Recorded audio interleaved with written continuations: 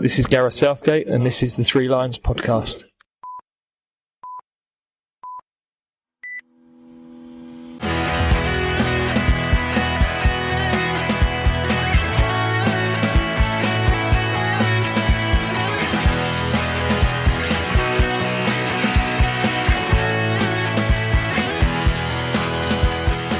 Hello and welcome to the Three Lions podcast. My name is Russell Osborne and this is an independent England football supporters podcast. How are you? Hope you're well. Where did I leave you last? It was the Valentine's Day episode, wasn't it? I hope you enjoyed that one. Nothing too serious, just a bit of fun.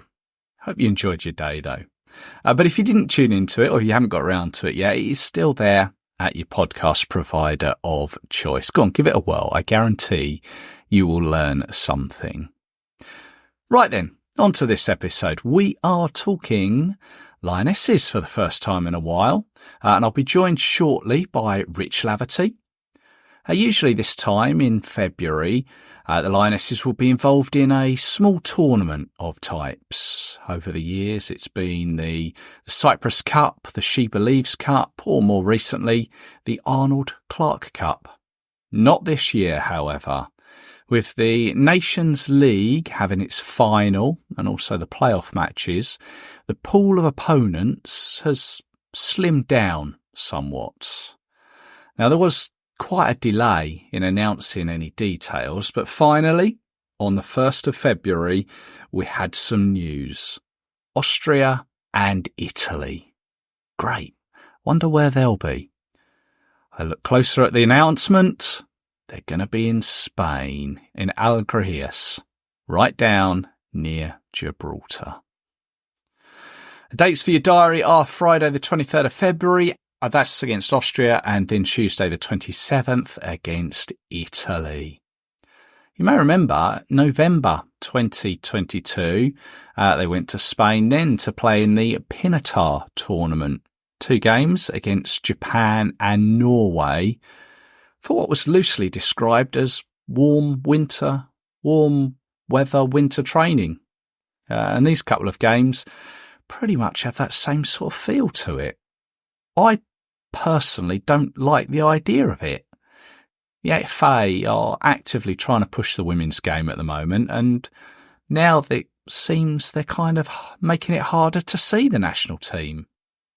I appreciate that many grounds mightn't be available. Wembley, I think that may have been a tough sell for both of those opponents on a chilly February evening, but I imagine a couple of grounds around the country might have been able to cater for them. The Lee Sports Village, home of Manchester United women, that hosted a game during the Euros, as did Manchester City's Academy ground. I think there could have been options, maybe. I mean, fair enough, if you are able to hop over to Spain, I hope you enjoy it. I hope the weather is good. But it's simply not possible for everyone, and it's just a bit of a shame. But before I tell you about the latest squad, let's just remember that the girls, they haven't been in action since their game at the beginning of December away to Scotland. That 6-0 away win. Remember that? But let's just take a look at what's happened since then. We've seen the return of Leah Williamson to the Arsenal side. She's been slowly eased back in, which is good news. Sarina Weigmann has extended her contract as head coach of the Lionesses to the end of the 2027 World Cup.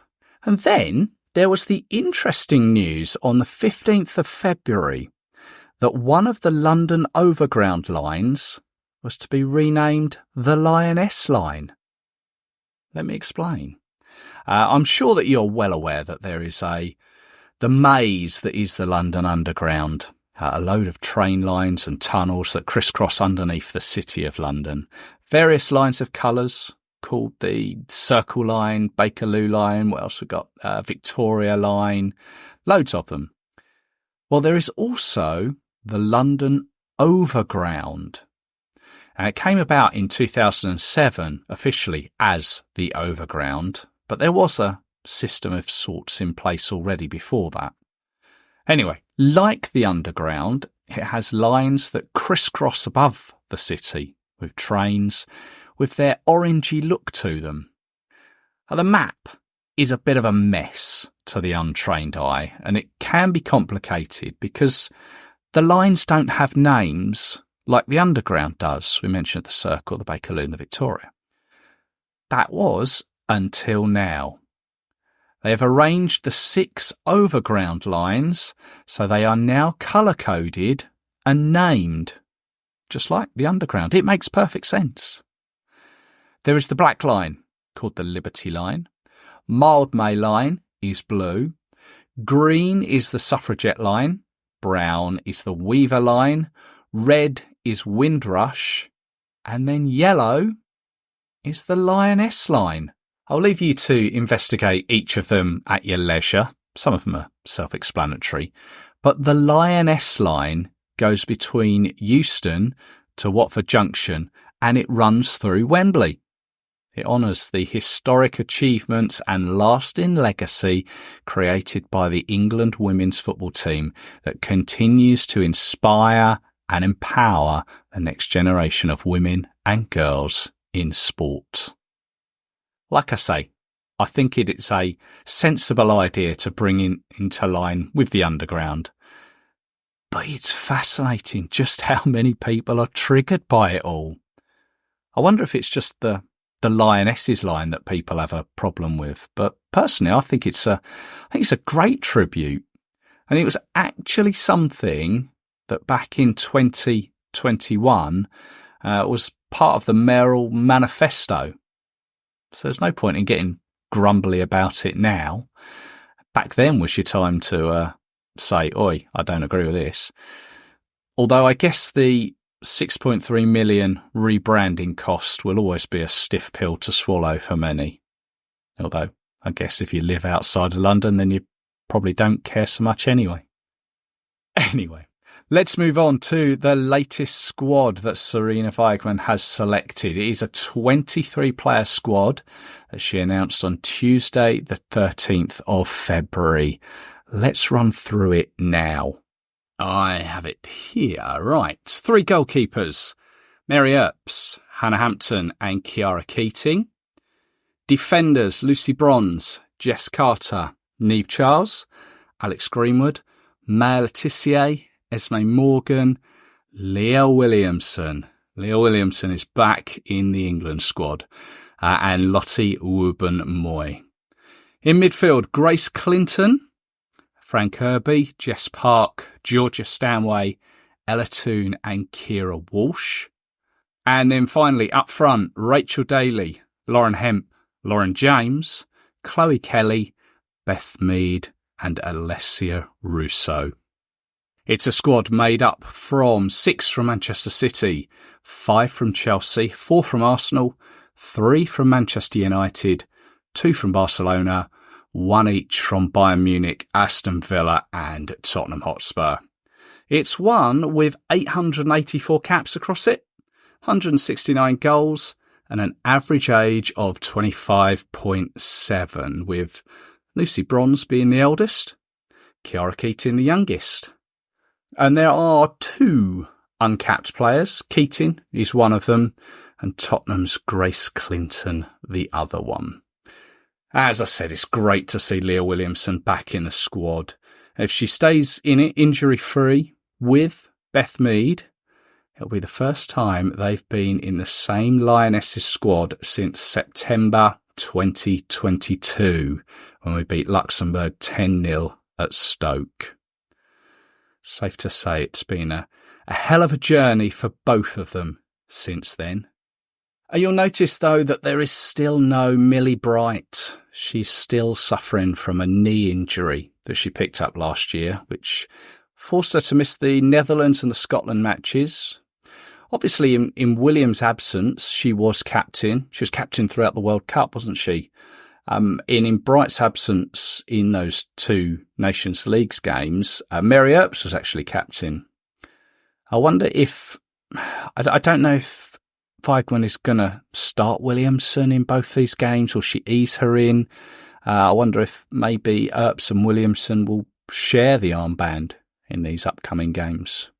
Don't know, we shall see. Now, time for the little edited bit in. As I'm sure you've heard, since the squad was announced, Leah Williamson has since withdrawn from it following a hamstring injury. Or as what Arsenal manager Jonas Eideveld said, was a really minor injury. Now, she didn't play a part in the Arsenal victory over Manchester United. It's a shame, as the journey appeared to be coming along really nicely. But it is better to be safe than sorry with regards to any injury. So in place of Williamson comes Manchester United's Millie Turner. She's yet to be capped, but has been part of the senior squad before. You may remember she came in for Millie Bright in those fixtures against the Netherlands and Scotland last year. So maybe she'll get a chance this time around to get a place on the pitch. Now, before we chat with Rich Laverty, let's just take a look at our previous with both Austria and Italy. Austria, who we've played 9 times since 2005. We've won each of them, scoring 25 in the process and only conceding the 1. Of course, we met them on our way to winning the Euro finals a couple of years ago, winning by a 0-0 down in Brighton. Italy, well, we last met them in the Arnold Clark Cup last year, winning 2-1. But in total, we've met on 32 occasions, winning 12, drawing 6 and losing 14. Although it has to be said that many of those defeats were back in the 80s and 90s. I think probably with Italy and Germany, they're probably, off the top of my head, probably the only opponents that are winning and losing amounts favours more in the opponents. I'll have to look into that one.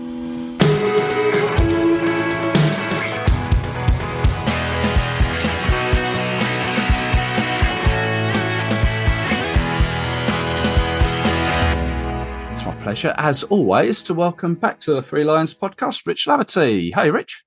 Hi, mate. You okay? Very well, thanks. Been a while. Yeah, it's about the only break you get from international football, isn't it? Over the winter. Yeah, I guess it is. Yeah, I guess after all those games last year, obviously with the World Cup, then there was the Nations League, 6 games into that, and yeah, get a little break.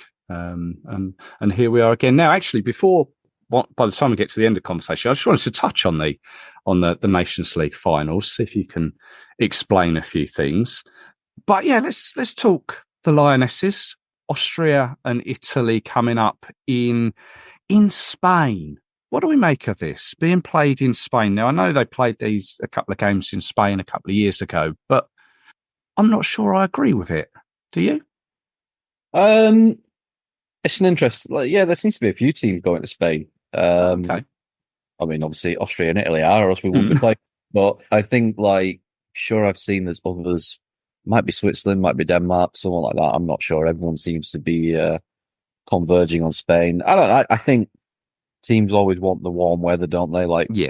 Teams go off over the winter and have warm weather camps. I think some of the big WSL teams have even started doing it. Like Chelsea went off to, I think, was it Morocco over the winter? So, yeah, I think, listen, the travel, I mean, look, it's not the most strenuous travel in the world going to Spain, but I think the teams they all want the warm weather, don't they? I think it just helps with all the preparation and the physical stuff, warm the muscles up a little bit more.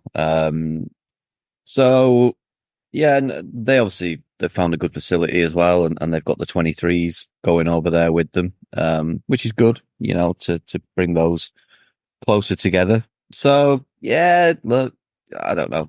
It'd be nice to have games at home. Of course it would for fans and whatnot, but I'm sure we'll have plenty of them through the year. So I get it.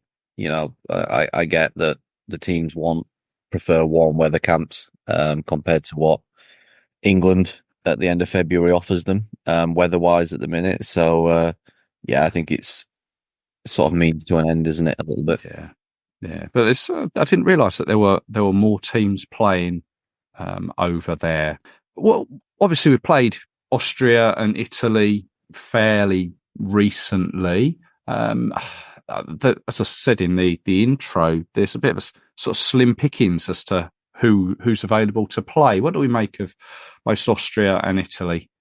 Yeah, I feel like Austria are very familiar opponents now. I feel like we play Austria every week. We've played them in various qualifiers. We've played them in friendlies. We played them in the Euros. Yeah, they're. I mean, listen, I don't know how England selects their opposition, whether it's who's available. Obviously, this camp, I imagine it was very slim pickings just because obviously you've got the Nations League finals. So that obviously ruled out Spain, Netherlands, France, Germany. The North-South American sides have obviously got the Gold Cup going on in the next couple of weeks. So they've got their own tournament. And then even within the Nations League, you've got League A relegation playoffs and promotion playoffs and things like that. So yeah, there was probably more than any other camp, I imagine, really only a select few teams were actually available. Yeah, they're not games that roll off the tongue as potential thrillers. No. But, like I said, it's means to an end. They offer a test and listen, they're good teams, they're not going to be walkovers.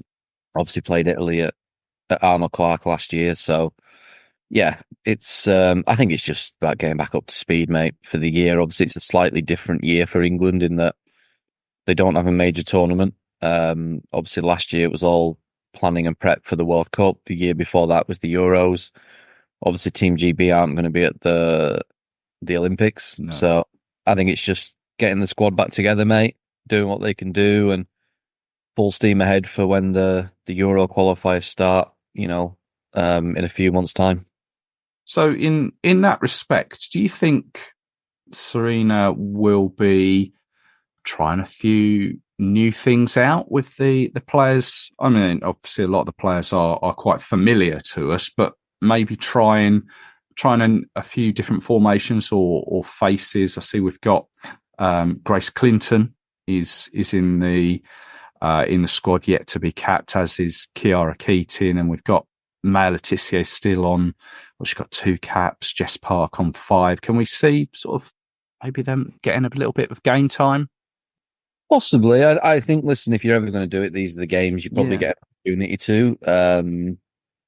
It's a tough one with Serena because, she has shown a little bit more willingness in the past 12 months to change things. I mean, listen, she ripped the formation up midway through the World Cup, which, was very un-Serena-like compared to what we've seen 12 months before at the Euros. So I don't think she'll want to make massive wholesale changes. Listen, like I said, she's got a little bit more. This is the first time where she's going to have a proper 18-month run into a tournament.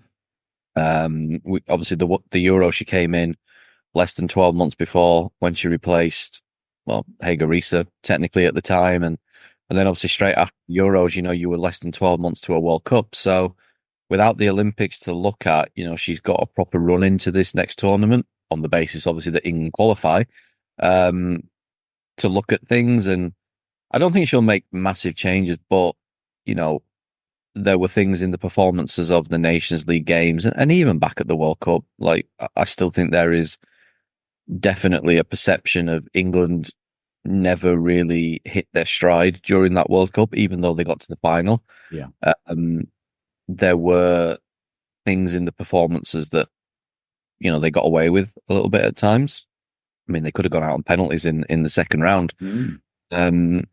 And listen, the Nations League, I think, again, exposed a few things that aren't quite working at the moment. So I think it's good for her and the staff to have that, like I said, a proper run in now.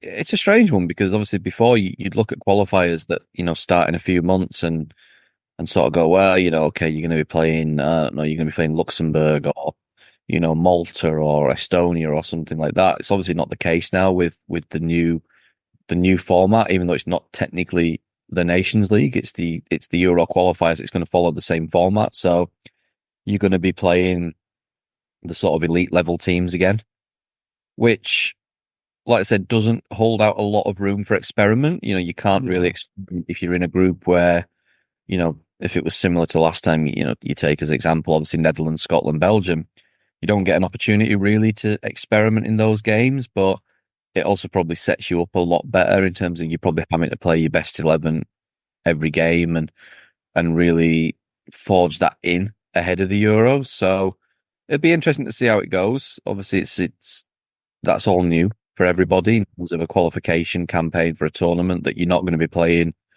the so-called minnows of Europe anymore. So yeah, I think these two games are sort of important for that, but I also think she'll have gone away over the winter and had a look at a lot of things, and it'll be interesting to see what they try to put in place to rectify it, because I do think whilst England naturally will still win a lot of games with the players they've got at the moment, that there are things to work on, and this is essentially now the start of a new cycle. So it all starts here. I mean, you mentioned her sort of going away over the winter period and doing a research and thinking. And one of those things that came out quite recently was the fact that she's extended her contract till the end of the 2027 World Cup. So that gives us a lot of sort of stability going forward, doesn't it? yeah, I mean, I think it was sort of I don't know if it was a worst kept secret kind of thing. I think there was always that she was going to extend. It was just a matter of sort of when she was going to do it.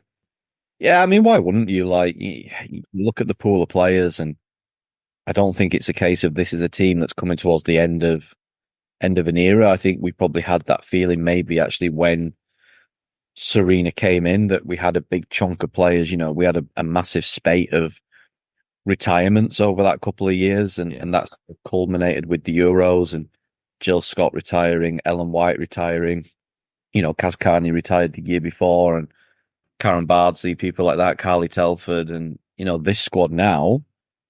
You look at them, and there's not many players even over the age of 30. You've probably got Lucy Bronze, Rachel Daly that are over 30. I think you've got a couple knocking around that are either just turned 30 or just below. But yeah, I mean, you've got a core of a squad there. When you look at your Lauren Jameses and Lauren Hemp, Kelly, Russo, like you mentioned, Grace Clinton, Jess Parks back in the squad, Letitia, people like that you're gonna make up a big part of your squad over the next 3-4 years. So I think Serena probably looked at that and said, do you know what, this squad's actually probably going to get better before it gets worse. And yeah, I think if she'd looked after 2025 and said maybe 2025 is the end of the cycle, maybe she'd have moved on, but it very much isn't. I think this squad will probably, a lot of these players will probably be peaking around 2027. And yeah, the magic number, isn't it? I wrote this a few weeks ago. I mean, you've got Emma Hayes. She'll be out of contract with the US in 2027. Beth Priestman at Canada's just signed a new deal to 2027. Casey Stoney obviously got linked with Chelsea, got linked with England. She's extended her San Diego contract to 2027. So, yeah, 2027, there might be a bit of a managerial roundabout going on. Be an interesting time then, won't it? I mean, you mentioned all those names there that within the squad. The one that you didn't mention was Leah Williamson. I mean, how good is that to see her back in the squad? I know Arsenal have eased her back in gently. Yeah. Apologies to Leah, because it's crazy. You don't really class Leah as anymore, which is depressing in a way, because I remember meeting Leah when she was 16, and she must be, I mean, she 26 now? I think 27 this year. Yeah. So yeah, it's mad when you think of Leah as one of the experienced players in the squad now, but she probably is, to be fair. Time moves very quick, but yeah, listen, it's good to have her back. Obviously, she was the captain. Whether she takes on the captaincy again, obviously, don't know. Millie Bright's out, so there'll be a conversation to have around that. But yeah, listen, she brings back in a lot of quality as well in terms of her defensive ability, her ability to play out from the back. She is a natural leader as well, which I do think England have missed at times. I'm not saying Millie isn't. I just think Leah just had a way. But yeah, listen, good to have these players back, mate. Obviously, Beth Mead's finding a bit of form again. Whether she ever refines the form she was in before. I mean, the form she was in before, for Arsenal and England was ridiculous. I mean, the Euros to come out of a major tournament and not just be the top scorer, but be the top for assists as well in a major tournament is pretty unprecedented. But yeah, good to have Leah back. It's another option. England don't have a dearth of centre backs, certainly not experienced ones with loads of caps. I think Esme Morgan, Wubben Moy, Letitia, I think they're all experienced, but probably have 20 caps between them or something like that. And it just gives options as well. Obviously, she's played in a back four. Obviously, Serena's moved at times to a back three. I've no doubt Leah would be able to slot into that, no problem. So yeah, it's another body, it's another quality option, and it's always good, mate, to see people come back from a long-term injury, because it does go very quick. I'm sure for Leah it felt like it didn't, but like I remember being at LSV last year when she went off, and you think, oh my God, here we go, she's going to be out for 12 months, and then suddenly here we are 12 months later, and she's back, and it's felt like no time, to be honest, with everything that's happened in that period. Like I said, I'm sure it's probably been different for her, but no, it's good to have her back, mate. Yeah, back fighting fit. Good to see her. You mentioned Millie Bright. She's still out injured. I think that's a knee injury. But one player that hasn't made the squad, and I noticed that you wrote a feature on her, was Nikita Paris, who's been in quite good form for United. Do you want to just sort of explain briefly what that you wrote about was why she hasn't made it into the squad, which I found quite interesting? Yeah, I mean, listen, it's my opinion at the end of the day. Listen, the only person that really knows is Serena Beeman, but I do think and listen, it's not a one size fits all. Some people came back at me and went, well, Lucy Bronze is 32 and she's in the squad and whatnot. And I get that completely, but we don't have the depth of options where Lucy Bronze is. Like, if someone can give me an option at right back that's better than Lucy Bronze at the moment, then, so be it. But I look with Keach, I just think international football, mate, it moves very quick. And in that attacking area at the moment, you've got Chloe Kelly, you've got Lauren Hemp, who are kind of locking those positions down. Beth Mead's back in the fray. Lauren James can play those roles. Rachel Daly can play those roles. We've even seen Jess Park at time play out wide. So it's a tough one in terms of straight away, who do you take out? But it was kind of about the fact, that international cycles and club form don't always correspond, because when Keats came back from Lyon and she signed for Arsenal, she had a pretty torrid season. It didn't really work, did it? No, and it wasn't always necessarily her fault. I just don't think she fitted into their way of playing or their system. And she scored one league goal all season, but she was a regular in the England squads, because at that point, she was a big part of the team. She was in a sort of peak years. She was 26, 27. She'd been in the squads, for a long time, and, she had that experience. She had that know-how, but in the right system, I think everyone knew she still brought quality, and people were saying, well, why is she being called up? She's not playing well for Arsenal, but not playing well for Arsenal doesn't mean you can't play well for England. They're two different teams, two different managers, two different systems, two different styles. And now, listen, the irony is obviously now she's flying. She's at Man United and she's got 8 league goals this season. She's one of the top scorers in the league, but England have kind of moved on. Like I said, this is another cycle now, and Keats is 30, I think, this year, and just with the depth of options of players younger than her, like, again, people are, well, Jess Park's been called back up. She's not even started a league game this season, and I get that, but she's in a different position in terms of a role on the field. But like you say, Serena's here till 2027, and the thing that I think people don't always think about with international football is it's not about the here and now necessarily. Like, yes, we have 2 friendlies this month, but it's part of a bigger. It's not about beating Austria and beating Italy. Like, it's about the Euros, which is in 18 months' time. So for me, I think an international manager's always looking at that, always going, what's my squad going to be in 2025? And or even in 2027. The reality is Jess Park's 22. She's only going to get better and better. And clearly, I think Serena sees her as a big part of the squad. Keats, she probably doesn't. Keats will be 31 by the Euros and 33 by the World Cup. And like I said, there's a lot of players in those positions now that are sort of nudging her out. I'm sure, listen, if something happened to one of them, I think Keats would be absolutely back in, and that does happen. And I used the example of Laura Coombs, in the article. She's not in this squad, but, Laura went 8 years, without an England call-up. And then suddenly there was an opportunity last year. She was playing well at Man City, and she got back in the squad, and she ended up going to a World Cup.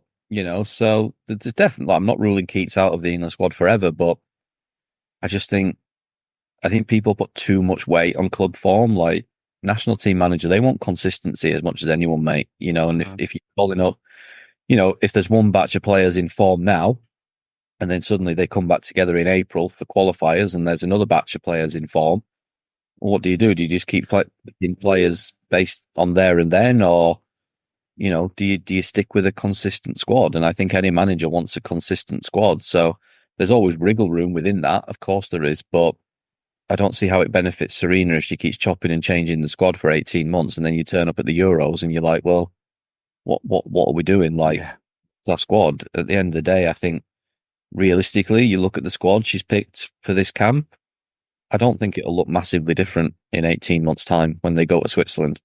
I think apart from, potentially one or two, see what happens with someone like Ellie Roebuck, for example, obviously Millie Bright, to come back in when she's back fit. But in reality, mate, genuinely, I look at that squad right now, and if you said to me, that's the 23 that will go to Switzerland, apart from Millie Bright and maybe Roebuck, depending on her next move, it wouldn't shock me whatsoever. So I think, I don't think that national team football is the same as club football for me. It's just spread out a lot more. Yeah. A coach wants consistency. They want to be able to call on the same players and work with the same players and build that system and build that style of play. And unfortunately, in a way, once you're out, you're kind of out, and history shows that it's very hard to get back in unless you're presented with an opportunity. So, yeah, listen, Keats was one example of it, but there's been many, many others over the years, and there'll be many in years to come. But yeah, I just think people generally put a little bit, form's important, of course it is, but I don't think it's the be all and end all when it comes to international selection. Yeah, no, it's very much looking at the bigger picture going forward, and yeah, I just thought it was quite a thought provoking article, and sort of when I read it, I was like, actually, yeah, I get. I do cry every now and again. No, it's good. You can obviously find all your stuff over on Substack. It's good stuff there. Like I said, just at the beginning, just want to touch on the Nations League finals, because this is the first finals as such for the women's game. The only thing I've got to compare it with is the men's finals and how they done that. There was the first one, I remember going to Portugal when England were in it. This is obviously the men's. Then they had, I think they had one in Spain, and they may have had one in the Netherlands. I can't remember which way around they were, but I'm looking at the finals of this one, and they're spreading it around two countries or three countries. Sorry, I think is Spain and the Netherlands. I think it's being played in Spain, Germany and France being played in France, and there's also a Dutch ground, Heerenveen, being used. Is this a different format for the Women's Nations League? I'm not going to lie, I haven't paid as much attention to it as I would have done if England were in it. Yeah. But I remember when the draw was made, they said the two teams that got, drawn at home would play at home in the semi-finals, which obviously was Spain and France. I believe it was something along the lines of, I think whoever wins gets to host the final, essentially. So, like, I know they picked a ground for the final in Spain. So maybe if it's the Netherlands, maybe that's where the Dutch ground comes in. Right. The team that won that first semi-final would host the final. So yeah, I think they've essentially done it. Don't quote me on it, because like I said, I'm not as clued up on it as I would be. But yeah, basically that there's some kind of the team plays at home or whatever. I can't remember where the final got picked, but I definitely remember seeing that a ground in Spain got selected. I actually think it's the same one as the semi-final. I think the semi-final was meant to be somewhere else for whatever reason they couldn't use it. So I think it's been put in Seville, which is where I think the final would be if Spain win. Don't quote me on the Heerenveen one, but that might be where the final is if the Dutch win. Right. I think the bigger thing for me, mate, to be fair, I mean, it's the Nations League. Yeah, it's a trophy. I'm sure they want to win it, but it's Olympic qualification, isn't it? At the end of the day, that's what they're all after. Obviously, France are there. So, if they win their semi-final, whoever goes into the third place playoff, at least they get another go. I do think as it stands, France might beat Germany, to be fair.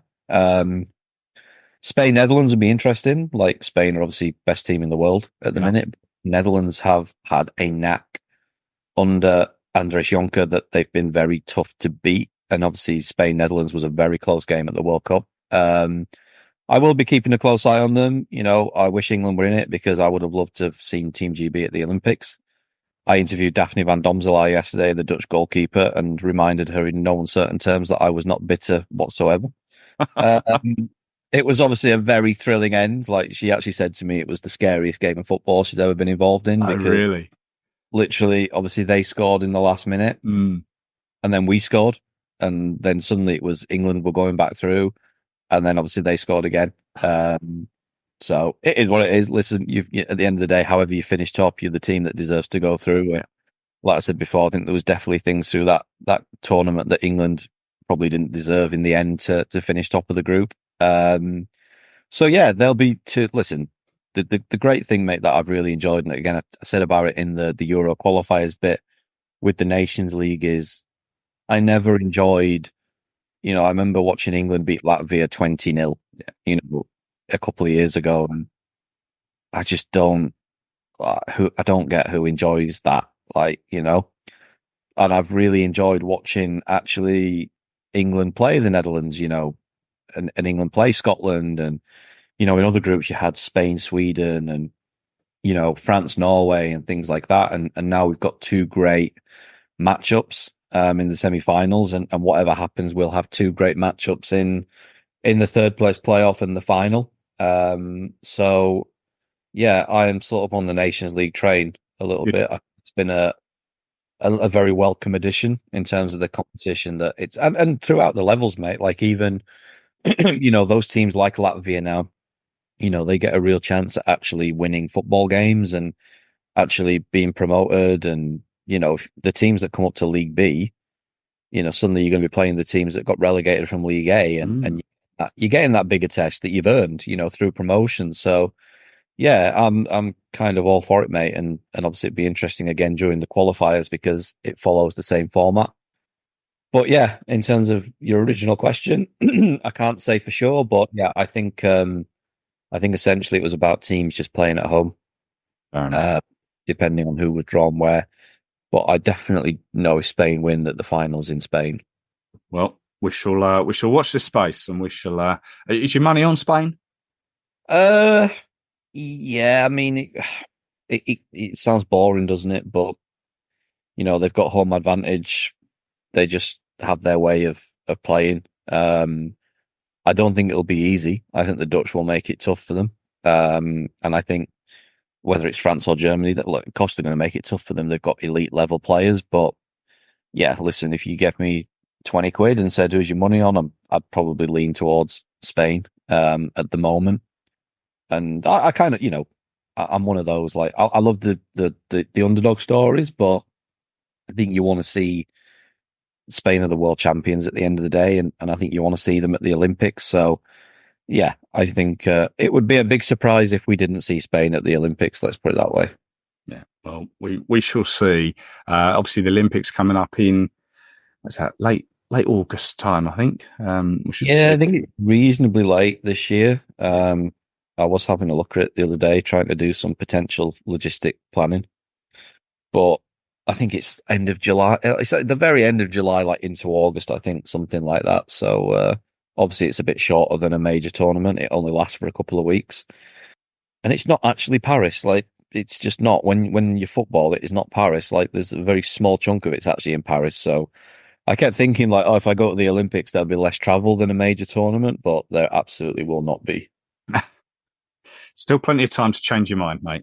I know, it's like spread around the whole country again, like the world. Like I was talking to someone about this the other day because I've done, I think of the 4 major tournaments I've done abroad outside of the Euros here, 3 of them have been in France.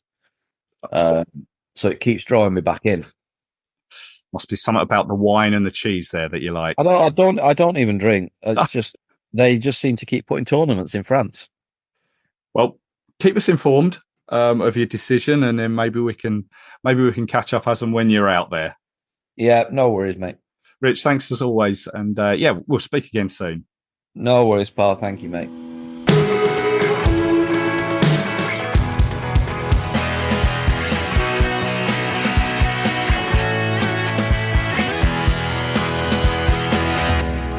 Thanks to Rich there. Been too long. Always good to chat with him, though. You can read his thoughts on his Substack pages online. And, of course, he's on Twitter at Rich J. Laverty. Now, of course, we mentioned Leah Williamson. That was recorded before the news came out that she'd withdrawn from the squad and before we knew that Millie Turner was in. And we also spoke about the Nations League finals there. Just to clarify, it's being contested by the Netherlands, France, Germany and Spain. Spain play the Netherlands in Seville, then France play Germany in Lyon. Heerenveen in the Netherlands is looking to be a host for either the final or the third place match. Either way, though, in my eyes, there seems to be a lot of unnecessary travel going on there. And you compare it to the men's Nations League finals. Then, of course, there is the added bonus of the winners going to the Olympics. If it's France, then it'll be the runners-up, what with France hosting the Olympics. And also, before I leave you, let's just elaborate on the Euro 2025 qualification campaign that Rich mentioned. The draw for it takes place on the 5th of March, and this time is more of a Nations League style than the traditional qualification that you may be more familiar with. On paper and in theory, it seems quite straightforward.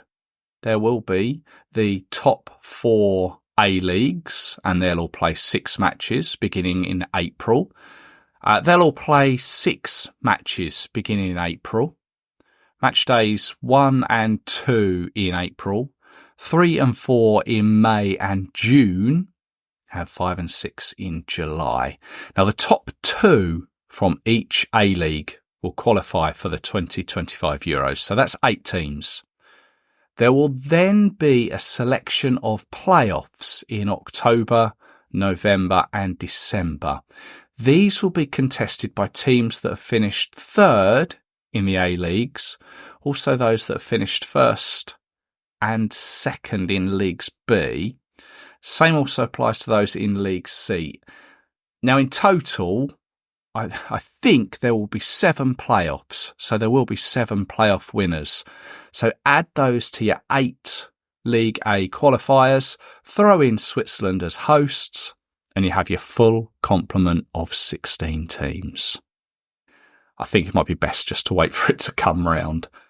But there we have it for this episode. Thank you very much for joining me. Just a quick mention for the Ko-fi account. If you'd like to contribute to the hosting and support of the podcast, you are more than welcome to. A few have already done so. You can do so just by heading to ko-fi.com/3 Lions podcast. ko-fi.com/3 Lions podcast. I mentioned the Valentine's Day episode at the start of the show. That is still available at your podcast provider of choice or 3 Lions podcast. Go and have a listen to it. There is a little bit in there about the Lionesses. But I'll be back again with you very soon, taking a look back over these 2 games. I hope you can join me for them. So until then, take care of yourselves. Cheers.